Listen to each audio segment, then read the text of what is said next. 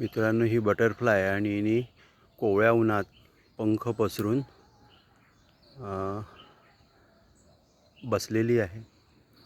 मला वाटते ती सूर्यकिरण अंगावर घेत असावी। तिच्या पूर्ण पंखामध्ये रिसेप्टर्स आहेत आणि ते शरीराला ऊर्जा देत आहेत। सुंदर फुलपाखरू आहे।